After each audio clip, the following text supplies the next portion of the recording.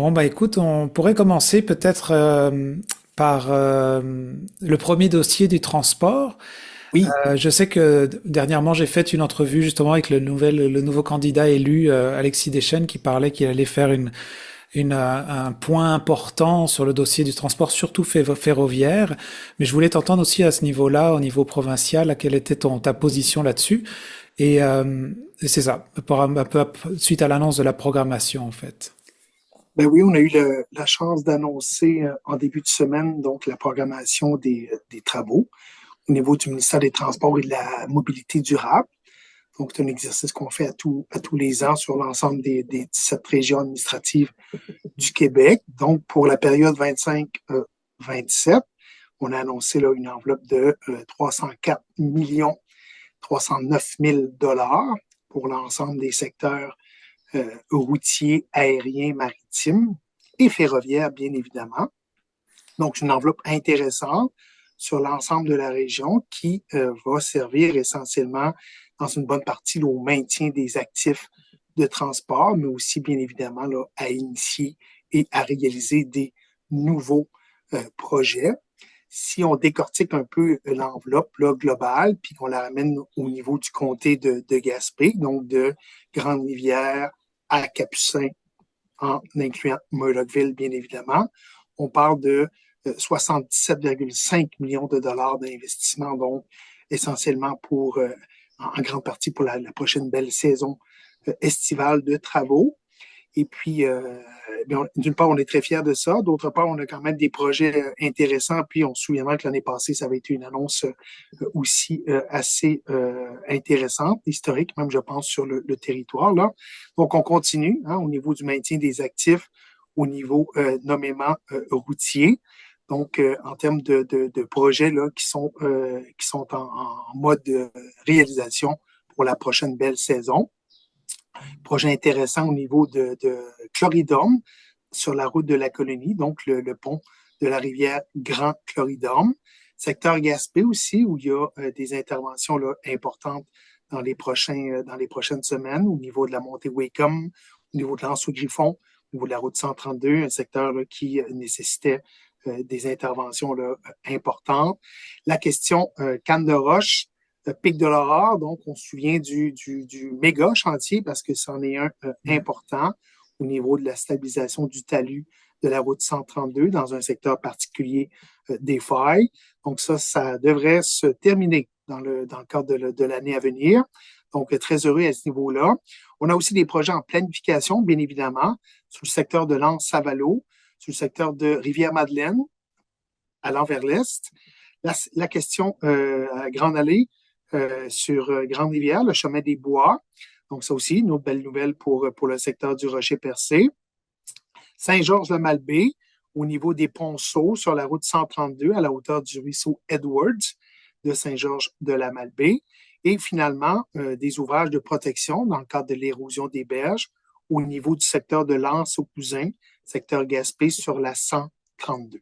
Donc, ça, c'est essentiellement les grandes interventions qu'on va poser dans le cadre des 2 prochaines années au niveau du maintien de nos actifs routiers et puis du développement de nouveaux projets pour faire en sorte d'améliorer, là, d'une part, les conditions, bien évidemment, au niveau de la circulation et sans oublier la sécurité, qui est aussi un objectif là, très important à travers ces investissements-là.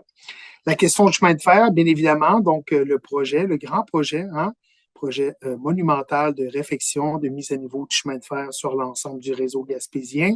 Donc, nous sommes grosso modo au tronçon 3 de 3 dans le cheminement là, des travaux. Donc, tronçon qui nous pose des enjeux particuliers, d'une part au terme de l'enveloppe budgétaire prévue, consacrée au niveau du tronçon 3, puis du résultat des différents appels d'offres qui fait en sorte qu'on n'arrive pas à concilier, dans le fond, les budgets nécessaires et la question des montants soumis là, au niveau des appels d'offres. On parle quand même d'une valeur des écarts de près de 150 millions de dollars. C'est beaucoup d'argent.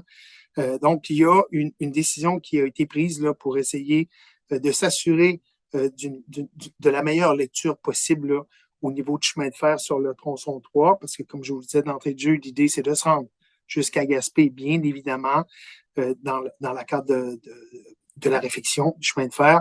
Donc, on a mis en place, là, suite au dépôt du budget, suite à la dernière année avec l'évolution là, de nos planifications au regard des appels d'offres qui nous ont été soumis. Il y a eu une réflexion au niveau du comité, du département chargé de l'infrastructure du chemin de fer, des chemins de fer au Québec, dont celui de la Gaspésie, de ramener le projet en phase planification, s'assurer d'avoir la lecture la plus complète pour prendre les meilleures décisions possibles. Ce qui nous amène à en cours pour pour le tronçon numéro 3, dans le cadre de la présente saison de construction, on a quand même 9 chantiers là, qui demeurent en cours, en état d'avancement. Donc, ça, c'est important de le dire. Des grands chantiers, essentiellement dévolus à des infrastructures qui sont tantôt des ponceaux, tantôt des ponts, tantôt des traverses qui juxtaposent aussi la route 132. Là. Donc ça, c'est maintenu en termes d'intervention. Les budgets sont au rendez-vous. Les fournisseurs sont mobilisés pour la réalisation de ces chantiers-là. Et on a identifié 6 chantiers prévus, toujours dans le même temps, au niveau 25-27, 6 chantiers qu'on a mis sur pause pour fin de réévaluation en termes de planification. Donc, l'idée, c'est de favoriser, dans le fond, une capacité d'optimiser la conception de ces projets-là en vertu d'une réalisation, bien évidemment, prochaine, mais aussi une réalisation bonifiée de nos interventions. Donc, on essaie de voir concrètement, en fonction des besoins, en fonction des moyens, puis en fonction des fournisseurs de services, quelles sont les pistes de solutions susceptibles de rencontrer l'ensemble des objectifs et de faire en sorte de maintenir nos interventions, nos différents chantiers dans un avenir rapproché. Oui, ça risque d'avoir un impact sur l'échéancier. Ceci dit, très honnêtement, à une année près d'une livraison d'un chantier de 325 km, un chantier qui nécessite des investissements de près de 900 milliards de dollars. Moi, je pense qu'il faut prendre le temps de bien faire les choses dans l'ordre. C'est ce qu'on se donne comme mandat. Puis, l'idée du maintien de l'objectif est toujours au rendez-vous. C'est une priorité pour notre gouvernement. C'est une promesse de notre premier ministre. Et puis, bien évidemment, on travaille dans ce sens-là. Donc, je pense que ça, c'est important de le dire, là, de rassurer vos auditeurs, vos auditrices. Nous sommes à pied d'œuvre pour faire en sorte de continuer d'avancer dans le maintien de nos objectifs. Et puis, c'est ce que les récentes décisions nous portent à retravailler là, en termes d'objectifs.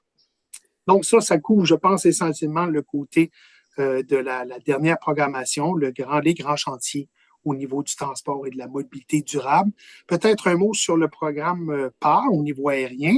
Donc, on se souviendra là, dans les derniers mois, début de l'année 2025, on a revu et corrigé le programme d'accès aérien en région, donc une seconde mouture du PAR. Ça nous donne là, des chiffres déjà très encourageants. Si on regarde 2025, là, depuis l'arrivée du nouveau PAR, nous sommes à 2709 passagers au niveau de la desserte régionale de Gaspé. Ça nous amène sur 2024 à une augmentation de près de 21% d'augmentation déjà enregistrée. Donc, on voit vraiment qu'il y a une croissance au niveau de l'usager. On se souviendra avec le programme PAR, on travaille sur la demande, donc favoriser une croissance, une meilleure accessibilité au niveau de la desserte aérienne et de ses fournisseurs. Et puis, je pense que les chiffres qu'on a là sous les yeux, qui nous ont été dévoilés lors des crédits budgétaires du ministère des Transports et de la mobilité durable dans les dernières semaines, nous amènent vers des résultats qui sont sensiblement très intéressants. Donc, on est très fiers de ça. Bravo. Puis, on continue là d'imaginer que les choses vont s'améliorer dans le temps, hein, que ça va perdurer au niveau des prochains mois, considérant la belle saison touristique qui s'en vient aussi, qui est à nos portes. Et voilà pour le volet transport et mobilité durable. Alors, il y a un dossier qui a beaucoup fait parler où j'ai reçu aussi des préfets puis des maires pour le dossier du Réno Région, justement, qui a Oui. beaucoup fait parler avec ce retour-là où il y a eu des déceptions. Est-ce que vous pourriez nous donner un peu votre position là-dessus?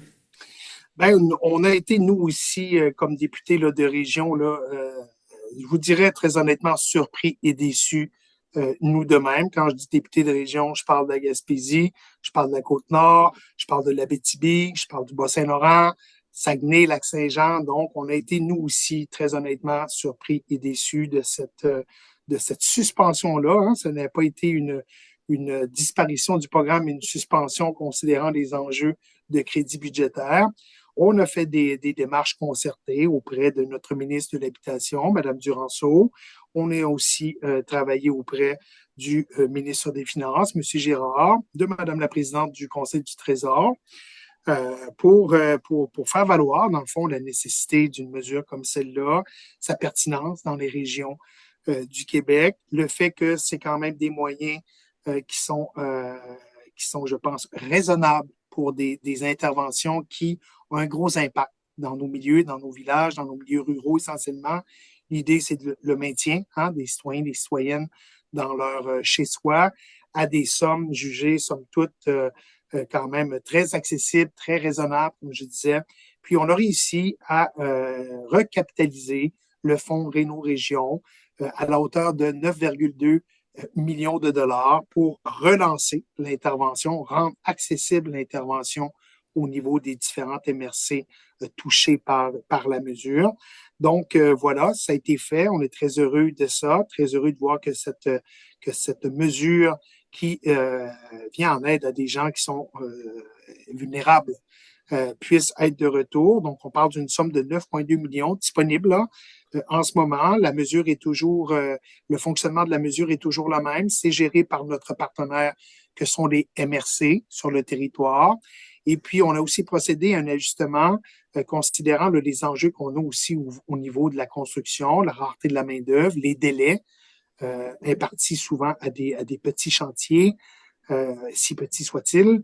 On a prolongé de 6 à 12 mois la période au niveau de la mise en chantier là, de chacun de ces projets. Donc, les citoyens et citoyennes ont dorénavant une période de 12 mois pour réaliser les travaux. Donc, ça, je pense aussi que c'est une très bonne nouvelle. On va voir, suite au programme, là, comment les choses vont se dérouler.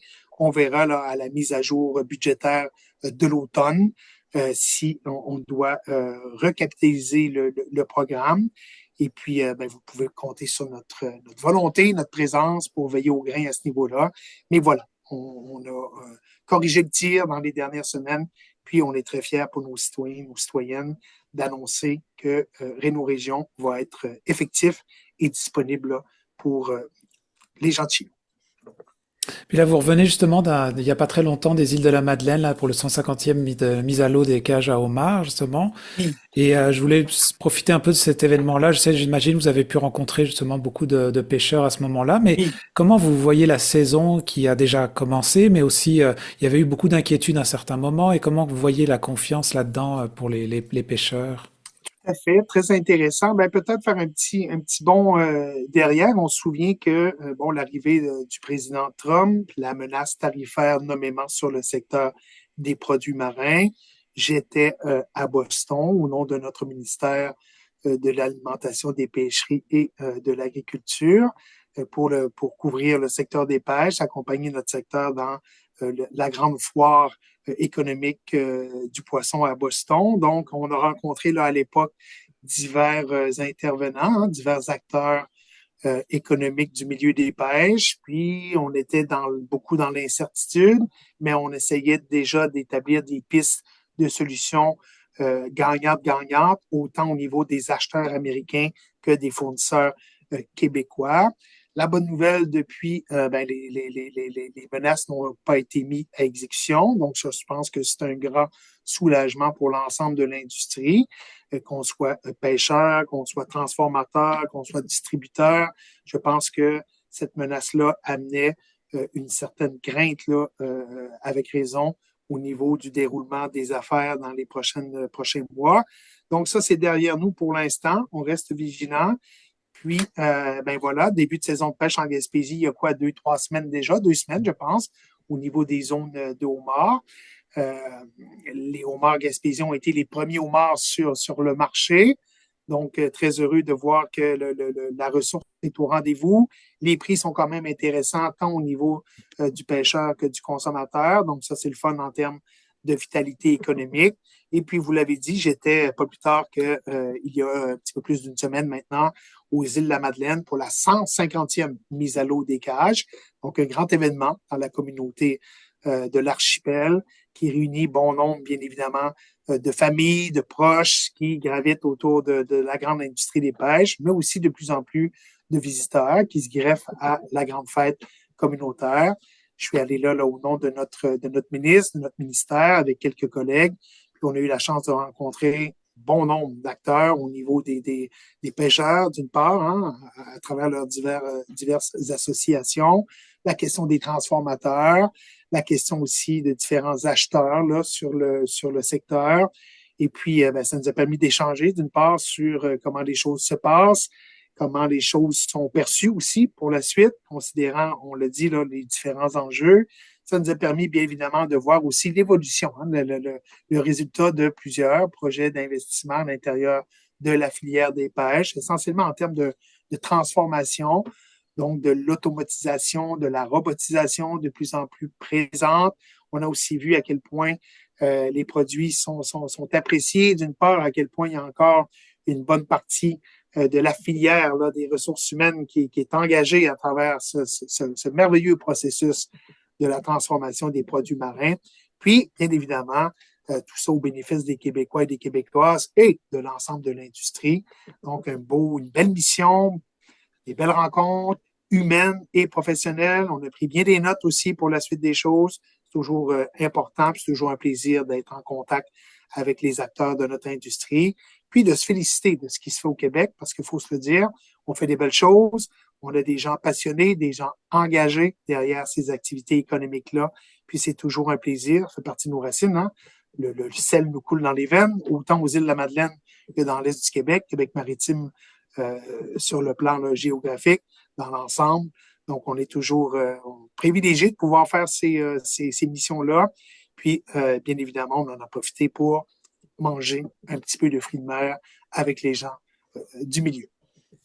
Puis un peu tous ces sujets, quand même une connexion avec l'aspect vraiment touristique de la région, que ce soit le transport, l'accès à la région, la pêche, la consommation de ces produits-là. Et il n'y a pas si longtemps, on entendait aussi que avec ce qui se passait dans le sud, beaucoup de gens peut-être allaient privilégier de venir faire passer leurs vacances en Gaspésie. Alors, est-ce que la région est prête à recevoir? On parle souvent d'infrastructures. Il y a eu un moment, la pandémie, c'était même problématique de recevoir trop de monde. Mais comment vous voyez l'état de ce qui s'en vient pour cet été? Ben, et oui, on va se le dire, la Gaspésie demeure, et depuis longtemps, mais plus que jamais une destination prisée. On l'a vu durant la pandémie où là, on avait atteint quand même des performances, si vous me permettez l'expression, là, hors normes.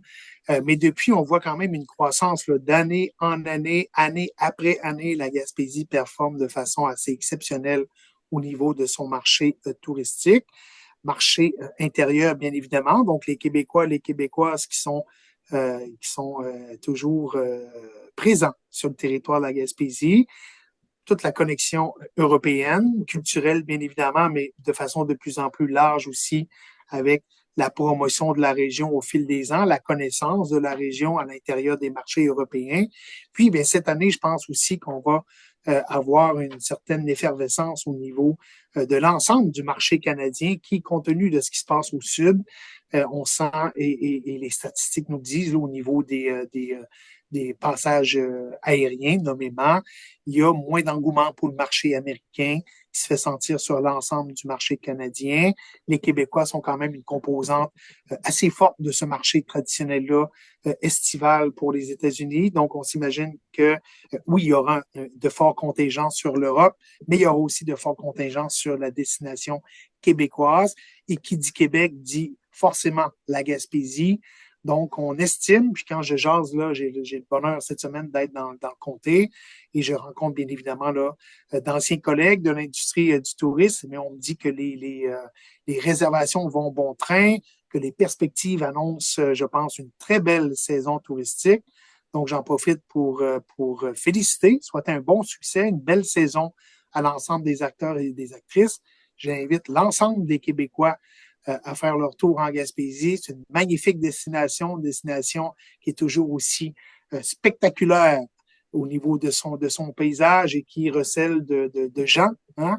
La partie humaine de l'expérience du tourisme, c'est quelque chose d'important. Et à ce niveau-là, les Gaspésiens, les Gaspésiennes savent faire très bien les choses.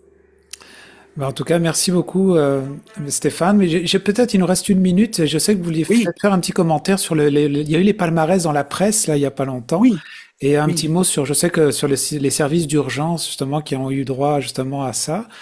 oui. Donc, Un point important, merci de nous le rappeler. Hein, on sait la question du secteur de la santé, un secteur important au niveau des valeurs des citoyens et des citoyennes du Québec. Le palmarès, là, je pense que c'était le 16e palmarès sur les urgences. Donc, les urgences de la Gaspésie, de l'ensemble de la région Gaspésie des îles se positionnent quand même de façon très respectable. Donc, je pense qu'il faut le dire, bravo aux gens qui, à tous les jours, sont mobilisés dans le système de santé, un engagement très fort pour le bénéfice des Gaspésiens, des Gaspésiennes. Et puis ça, ben, je pense qu'il faut prendre la peine de le dire bravo, de dire un beau merci, et puis vous dire qu'on apprécie beaucoup votre engagement et votre sens professionnalisme derrière chacune de vos actions. ben, merci pour cette mise à jour des dossiers. Merci à vous.